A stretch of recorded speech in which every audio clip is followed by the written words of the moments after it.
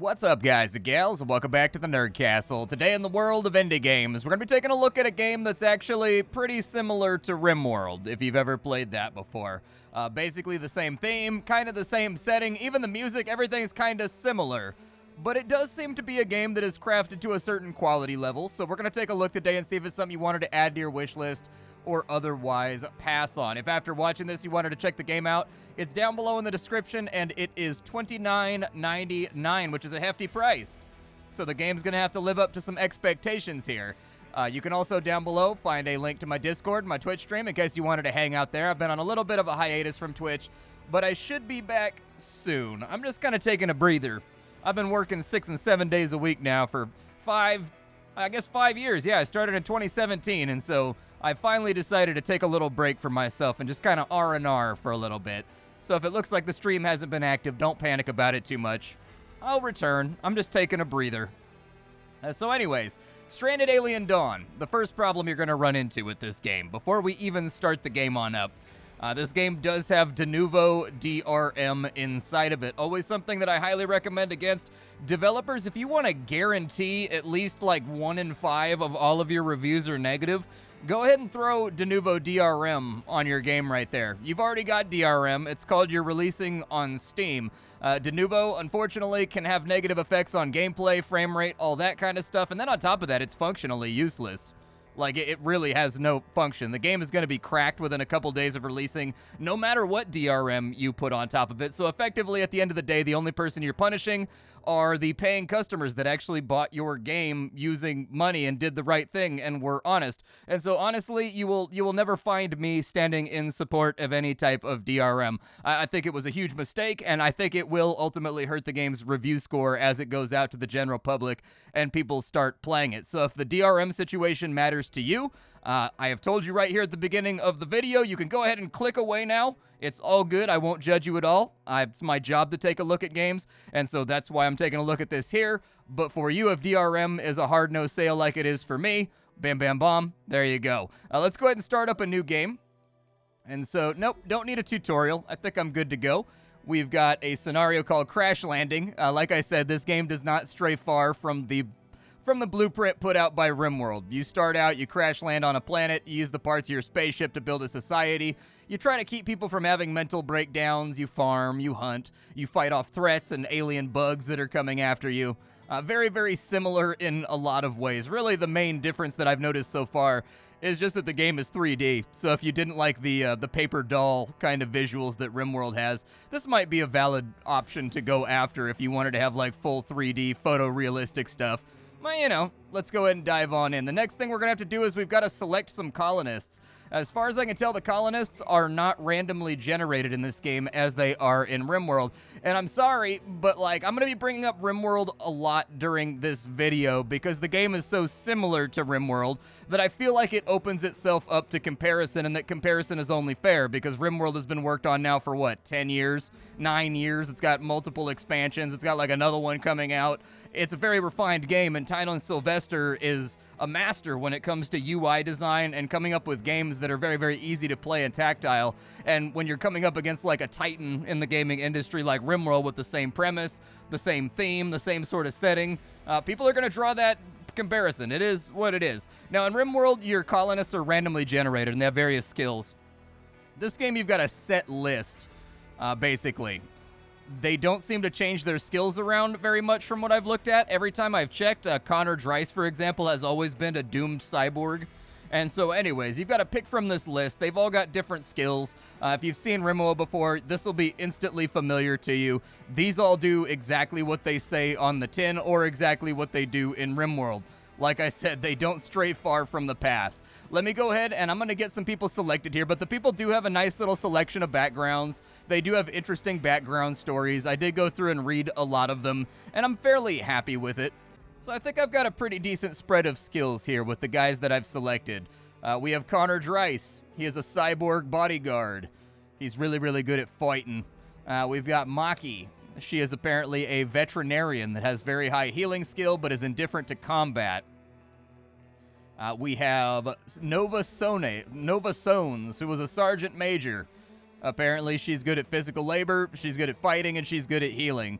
That feels all right to me. And then to kind of fill in the gaps with what we have going on, we've got Raka Chad over here, who is not good at combat at all, but he is good at building buildings, and he is pretty decent at doing crafting, which was what I was concerned about. And so anyways, we've got a rough spread right here. Like, things could be a little bit better. I do think that do we have anybody that's interested in intellect at all? Maybe I'll drop her then for somebody that's got intellect and maybe intellect and farming, maybe. There we go. Apparently a cybersecurity analyst has a very high intellect and has very, very high farming. So there you go. We'll go with her. Maybe that'll work out. Let's start the game on up, because you probably want to see me actually play the damn thing, right? Let's get on in here. Oh, boy. I'm free falling. Yeah, the Earth's coming up kind of fast right now. Okay, we have crashed into a big pile of rocks. As it turns out, rocks are not nearly as soft and comfortable to land on as, like, Earth. Looks like we've landed in kind of like a highland area. We've got like a little lake over here. I wonder if we're going to be able to fish. Okay, the first problem that I see. Not a lot of food around here. Little bit lacking when it comes to like food, berry bushes, anything that might be helpful. It looks like we got some mushrooms over there in the woods, and we've got some kind of bright-leafed plant right there. So basically the way that the game functions is that we are on an alien planet. We have crash landed. Things are going poorly. Apparently Raka is crying right now. He's having himself a good cry. It's okay, buddy. Get it out of your system. I totally get it. This was a little bit of a traumatic situation. Like, I probably wouldn't, I mean, I don't know. I've never been in a spaceship crash. I was going to say, like, I probably wouldn't cry at this point. But, you know, like, maybe I would. I've never been in a spaceship crash, so I couldn't say. The good news is we got a lot of things we can shoot and kill out here. So we're probably going to want to start off by scavenging the remains of our pod and then trying to find like a habitable space that we want to live inside of. Because right now we have no food, we have no anything. And so there should be survival kits and stuff inside of here that we can make use of. Another order that we probably want to go for is we probably want to cut down all these bushes to get some twigs and stuff that we can play around with. So I'll designate that job right there. We'll cut that and we'll cut that. And as you can see, somebody's going to get to work. Oh my god, there's still things falling from the heavens right now. Yeah, this is not the greatest situation I've ever found myself in. God, dude. Can it stop raining robot nuts for a second and just let me... I need to get my bearings. All right, so let's speed this thing along. She's scavenging the pod right there. We can set people up to mine stone, and it looks like since we're very close to a quarry, we may actually want to use stone as one of our principal resources to get by. We've landed in kind of a no man's land, unfortunately. There's not a lot of things we can use here. That looks like a cotton plant to me or something. So maybe we'll be able to do something with that. Man, it is a food desert out here. Okay, we're going to have to figure something out. I'll tell you that. Let's send somebody on over to... Oh, there's berry bushes over here. Very nice. Okay, send somebody to observe the berry bushes, because any plant that you observe, you gain the ability to farm. And I think that's going to be very, very important to our long-term survival. Like, I think we're going to have to hustle very aggressively about figuring out a food source, because this area just has nothing. And so that's going to be my first order of business, is to figure out when and where we can get food from. Now, the game does function more or less identically to RimWorld. You can set up activities over here. The priority system works the exact same way, although I do think that it's a little bit better in RimWorld because you get a slight coloration change based on whether or not they're good at the skill, so that you can visually identify what should be prioritized and what should not be. I would recommend that they add like an outline here that starts out red if they're bad at the skill and goes all the way up to green. You know, red into orange into yellow, so on and so forth, depending on how good they are at the skill, so that you can quickly at a glance see who it's worth assigning certain jobs to. You can schedule work days. I haven't really fiddled with it too much. There's production menus where you can hunt things, shoot things, you can get meat, you can get furs, you can start doing some basic tanning and things of that nature. We need that to come back in pretty quick. We still haven't found any food either. I was hoping we'd get some food out of the pod. Oh, is nobody scavenging right now? I do like the soundtrack very much. It's got kind of like a Hunt Showdown vibe to it that actually works pretty well, I think. Alright, so I've got somebody else scavenging the pod now. Oh, we found a gun. Nice. Okay, so put that on one of our... Put the gun on one of our warrior characters that knows how to fight. There should be a rifle or something inside of here, too, that we'll find a little bit later on in the game, I think. But we need to pull some food out of this thing. We need to pull some food out very, very badly. The other thing that it would probably be a good idea to do is maybe harvest all these bushes back here. I don't think I can harvest them until I identify them, though, as something harvestable. So we may end up waiting on that one. There's bladed grass over there for hay. Okay. I think it'll be a good idea. Have we pulled out any scrap? We have. Let's go ahead and we're going to start getting some camps built. We can make some basic shelters just out of, like, the scrap metal that we're pulling out of the ship. And I would recommend that we make a number of these to suffice until we start making the compound larger and a little bit more squared away. Yeah, we'll just neighbor them like so. There we go. That looks all right to me. And I think it should remove that central wall when we connect them like that. So it should be all right. We should be able to do something good with this. We do need some beds, though, before tonight so that people can sleep without getting cranky. And believe me, they will get cranky. Wow, she's really bad at scavenging. She found a whole bunch of liquid fuel. Okay. I don't think we're going to need a bunch of jerry cans of gasoline right now. But I respect it. Yeah, so there's our first little setup right there. We're all out of scrap, unfortunately. So we are going to want to go sleeping spot, I think. Yeah, and it's just going to have to be a ground sleeping spot, unfortunately. People are going to hate this. There's not much that I can do about that factor. But we do need to have a sleeping spot for everybody before the night gets here. Otherwise, it's going to represent a pretty nasty mood penalty. We're also going to have to pick up some food. There we go. We found 60 rations. Very nice. That'll be helpful. Believe me. That's what I was a little worried was not going to come out.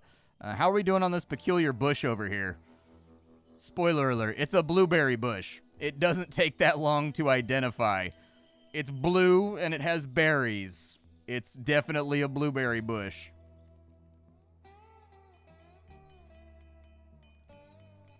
They're over there trying to be discerning. Like, I don't know. It might not be. It might be poisonous. It's not poisonous. It's a berry bush. What we need to do now is we need to get a couple more of these shacks in so that we have a storage area, because we need to start getting some of our basic resources covered so that we don't have to worry too much. Let's see here. Hey, listen, I happen to have a handy little thing, a nanobot booster shot. When injected, these nanites or whatever increase the host's movement, manipulation, and health. Ain't it handy? Now, before you say anything, it's not a permanent modification. The little things dissolve in a couple of days and leave no trace. They do have pain in the meantime, but, like, that's totally worth it. I mean, if you're enthusiastic about injecting yourself with random syringes, I guess go for it. Just do me a favor and don't have a mental break because your teeth hurt and end up gunning everybody down with that laser pistol that you've got there. All right. He accidentally intimidates people every now and again because he's big and scary and he used to be a cyborg assassin. I feel like that's a totally valid reason, though. Like, I would personally also be intimidated from time to time if I shared space with a cyborg assassin. Like, he might be a cyborg assassin with a heart of gold, but, like, we don't know that yet. You know, like, there needs to be some storyline exposition to develop his character first that shows that he has that in him, and we haven't gotten to that. It's usually, like, episode 5 or 6 of the season, you know what I mean, where the Jane-like character rethinks their life circumstances. You just gotta wait a little while. I promise we'll get there. Alright, so we've investigated the fruit bush. That means we can now harvest it, and we can also plant it. Now, the downside is this game has different soil types. There's loam, there's kind of like rocky brush, basically, gravel. But the good news is we actually have a lot of loam around here. So let's go ahead and we'll plant like a field of berries right there. I don't know how many people I have on gardening duty. We should probably check that. So who's doing our old farming tasks here? Planting. We actually only have one person that's good at farming. A little bit unfortunate, but I think I knew that coming on in, so no biggie. We also need to find some trees that are like easy targets for our ire, and we need to annihilate them. The other thing we need is storages. So what I'd like to do is let's do some storage shelves over here. There we go. And so those storage shelves, they will allow us to store up some of the goodies that we're finding inside the spaceship, like this fuel over here that's kind of like rapidly falling apart. A lot of people don't know that. Gasoline goes bad. Like, I noticed a lot of post-apocalyptic stuff. It'll be like 100 years after the post-apocalypse, and the characters will be like, I know a tanker that can hold that oil. And like, you're like, gasoline's like, it goes bad after like 4 or 5 years. Like, that's a fact. So unless like your faction has like a full-on refinery, the guzzling is not going to help you. Now, I think in Mad Max, there's actually Gastown, which is like a still working facility. But for other stuff like Fallout and whatnot, they never explain where the refineries are at that are making gasoline that everybody's using to drive their, cool Trans Ams around. By that point, the gasoline should have all gone stale. It should all be bad. It should have been bad long before that. All right, so we've got our berry field planted. That should give us some semblance of more things we can get our hands on. Have we found any more guns or anything inside the fuselage? Doesn't look like it. It's kind of a bummer. So I think what we'll do next is I needed to chop trees. There's not a lot of trees around. So we need to investigate a tree first so that we can plant our groves. Then we need to chop one down. So let's say we're going to take this little oak leaf, or this little oak tree over here, and we will study that bad boy. And then I will give orders to pretty much cut this entire glen down. Yeah, go ahead and cut down the bushes and go ahead and cut down the trees. And that's going to be a big communal project that I think everybody's going to work on for the next day or two. We've got plenty of food. We're waiting for our crops to grow, so hopefully the yields will be nice. Krista's just like standing around right now. I don't know if there's a better task I could... What is that thing? A bloated insect. I mean, he's kind of cute, like, in his own way, I guess. I mean, I think the mandibles detract from the cuteness a little bit, and I'm a little bit worried he's got something inside his little fleshy backpack that he's going to spray on me. It looks like it's covered in sphincters. And so, like, I don't know. I have no clue what that thing is called, but I'm going to call it a butterpillar, because it's like a caterpillar, but fatter. So having cut down that entire little glen over there, we also need to consider, oh yeah, I can get stone blocks and I can make a stone campfire. Cool, somebody go mine the stone block. You have my permission to annihilate the stone. We will be like dwarves, and we will dig into the mountain, but not that deeply because the mountain is scary, and there might be more of these weird goober beasts inside of there. We also need to get some paddocks where we can store raw goods. So I'm going to take a stockpile over here, and we're just going to run that all the way back to there. The nice thing about the stockpiles is that when you look at the shelves, they actually store the individual items on the shelves, which is always a feature that I recommend a game have. I like the way that it looks. I like it. It makes things feel organized. It makes things feel immersive.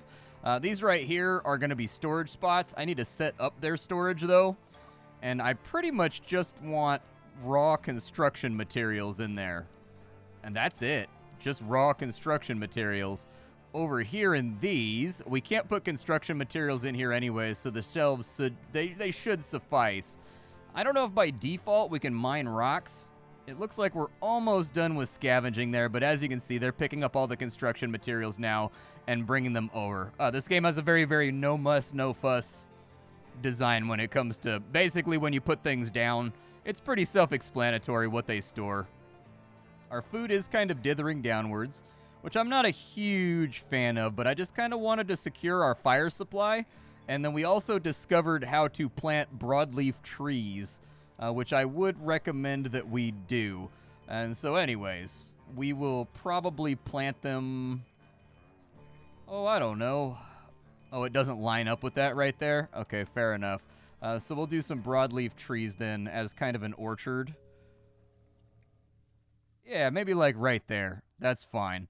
And then we've only got one person that does planting, and by and large, they seem to be kind of useless at every other task. So I'm not going to stress too much. We want to harvest all these berries, I think, because we're not going to have enough food. So let's go ahead and dive on into that and get that done. We have 20 stone, which means we can make a campfire now. So let's go ahead and do that, because people like to sleep near campfires in this game. It gives them like a restful bonus that keeps their mood higher. And speaking of moods, these guys do have, as you can see, they've got loads and loads of things, just like every other colony's management game, where you've got to keep their happiness and their sleepiness and their relaxation. And this guy is apparently like really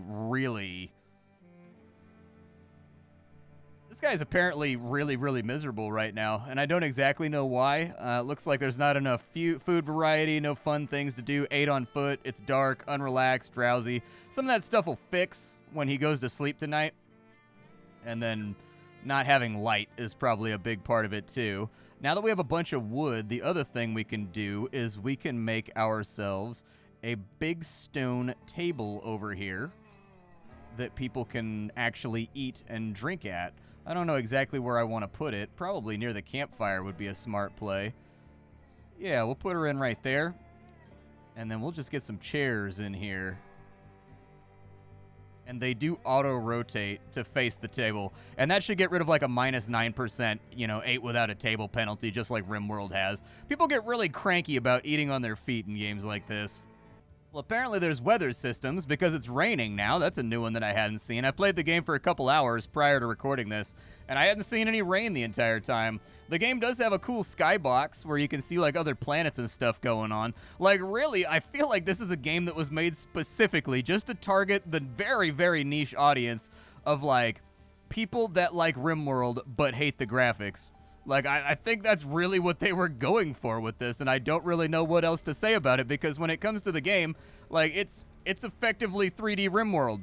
Like, it does not divert from the equation hardly at all.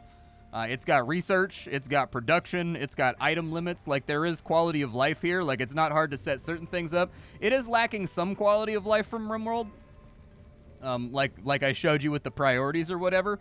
But chances are, if you can do it in RimWorld, you can do it here. They now have a table to eat at, which should keep them a little bit less cranky. Let's start getting going with production. So we don't really need the chopping block. The chopping block makes sticks that you can burn in the fire. But we have like a gazillion sticks, dude. We have like 1,000 of them. I doubt we're going to need them anytime soon. Instead, a research desk, I think, is probably going to be fairly useful pretty soon. We'll go ahead and get a cook stove, and we'll put that in right there. We'll go ahead and get a workbench for crafting and weapons and spears and bows and stuff like that up and running. And we don't really need drying racks right now. How big is the large drying rack? And what does it? 25 wood? That's not that bad, actually. Yeah, let's go ahead and we'll put the drying rack like somewhere like right there just to make it look a little bit nicer. All right. And once they get those built, we'll be able to interact with kind of the research menu and some of the things that we've got going on. I may suicide rush one of the critters out here just to see what combat looks like, because that's actually one of the few areas of the game that I haven't fiddled with yet. But we have like a plasma pistol, you know what I mean? Like, if that doesn't melt a hole in a giant booger monster, what will? Apparently, we put together a camp as quick as we could considering the circumstances. We're not sleeping in the dirt. We have a roof over our head and a fire to illuminate the dark of uncertain nights. We survived. To us, this feels like an achievement worth honoring. We should gather around the campfire and celebrate at 7 o'clock. Do it. You guys' moods are all terrible. I don't know why. My last group that I started out with, they had like a ton of buffs, and for like the first year, they didn't even care. Did we just find a railgun sniper? Oh my god. Okay. So yeah, we probably want Nova Sones to go get the railgun sniper, because that's just rad as hell. Where is the railgun sniper at? We pulled it out of the engine block of the spacecraft? Okay, fair enough. Might also not be a terrible idea. Oh, we can't do the dartboard yet. Okay. I was gonna try to give them, like, a thing that would make them happy, like some kind of entertainment activity, but I guess not. Let's go ahead and take a look at research, and we need to get started with it. So basically, what you'll find is we fully salvage the landing pod, but there's no graphical change. I think there should be a graphical change. We peeled basically all the plating off of it that we could do without, like, serious Starship engineering experience. And so we need to research how to actually remove this from the map and get more resources out of it. I feel like when this has been picked through, it should just change into, like, substructure and frame that's sitting there until you get around to deconstructing it. The same goes for all these parts, but there's two phases of disassembling large wrecks, and we don't have the technology to do the other one. Let's go ahead and go for metal refinement first. You can queue up research in this game. We'll go for weaponsmithing. We'll go for spaceship deconstruction and then construction basics, and I will adapt that as much as I possibly can to kind of deal with crises that are coming up. Nova, when you're back in town over here, I fully give you permission to grab that laser rifle wherever the hell it's at. There it is. Yeah, it does look pretty badass. It's glowing and stuff. Video games have taught me that if a weapon glows, it has like stat modifiers that make it more awesome. If I draft you and I tell you to go murder... Oh, they're doing the party right now. Hold on. They all need the mood boost too, except for these guys that were party poopers and pooped upon the party by going to sleep early. Bummer. But it did fix everybody's mood, which was a big problem that we had going for us. It was a big issue. There we go. I gave everybody like 2 hours of rec time at the beginning of the day where they can do whatever they want to get rid of that debuff that everybody has from being overworked. Krista, if I draft you and then I tell you to come over here, oh no, you're not the right person. I need Nova. Where's Nova at? Nova, I draft you. Shoot this alien over here. I want to see what happens. Oh, you blasted him. Oh my god. Okay, apparently a plasma railgun is pretty gangster. That's what I'm learning. Let's go. Oh no, he put out a little stinky fart cloud. Okay.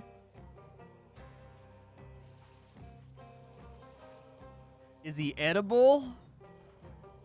Like, can we eat him? What are you carrying right now? Does it say in your inventory?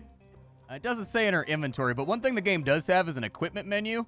Unlike RimWorld, well, I guess RimWorld does have. I guess RimWorld has like helmets and bodysuits and stuff. Anyways, in this game, you've got multiple inventory slots that you can equip people with, in case you were wondering. Like, you've got to have shirts, pants, boots, gloves, hats, all that kind of stuff. But yeah, like, after playing the game for a couple of hours, my opinion is that, like, it's not really that different from RimWorld. Like, if you enjoy RimWorld, you will probably enjoy this title. It's missing a little bit of the quality of life of RimWorld because RimWorld has been worked on for like 150 years and has basically become the perfect game. I can't speak highly enough of it, and this game is just beginning its journey. But that having been said, it seems to do everything competently, and everything seems fine. The performance is good. The soundtrack is great. The animations seem to be all right. It really just seems to be like RimWorld with 3D graphics, and I don't really know how much more to say about it than that. That's pretty much it. We have aggressive animals. Let's see. The following animals are noticing the camp, and they will attack in a couple of hours. What a bunch of jerks. Is it those little buggy guys right there? Oh, dude, they're like little scarabs. Oh, no. Like, when are they going to attack at? Like, because it's kind of like nighttime right now. So I'd rather not deal another survivor. She just shows up. That's it? Like, we don't even get to decide if they're going to join?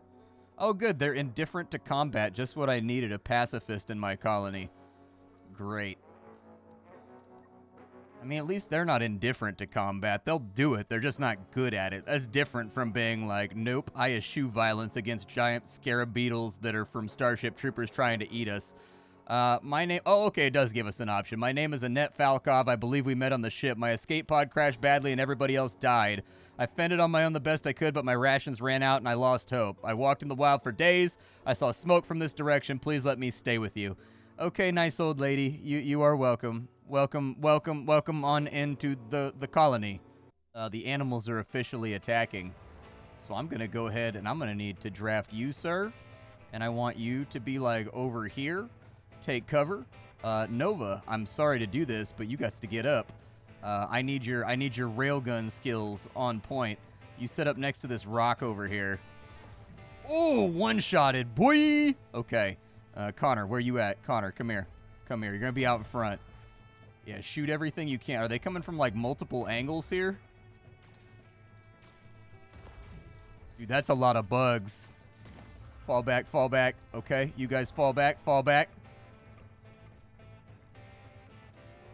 Who are they after? Here, you go over there. I think they're after Connor. Oh, no, they're after her now.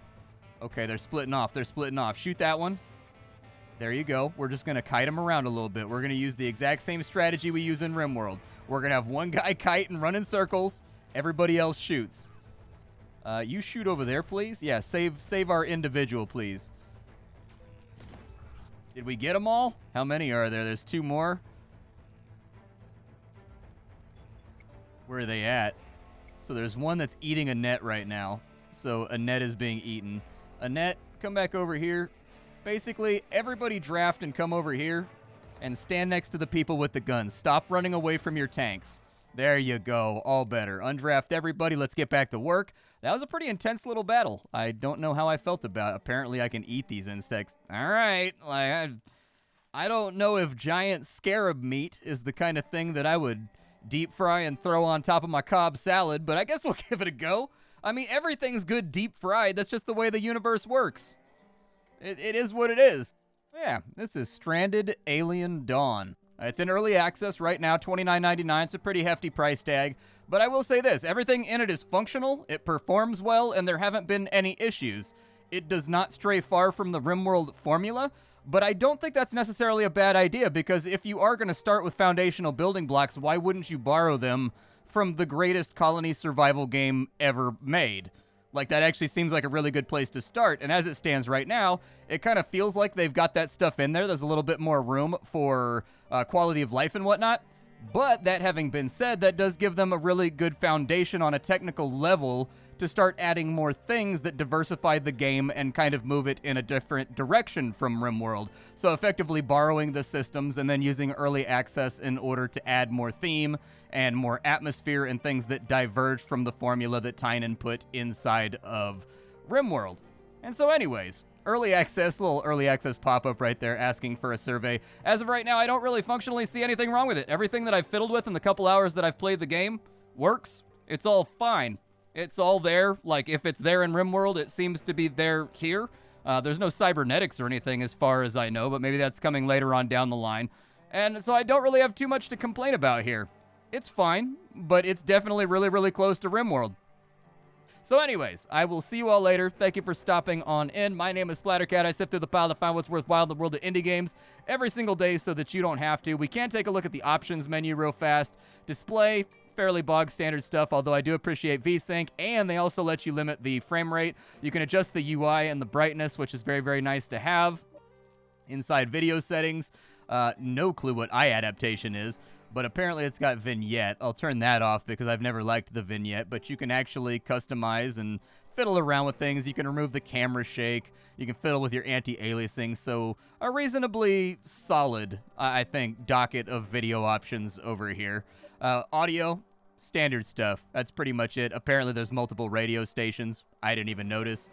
Controls.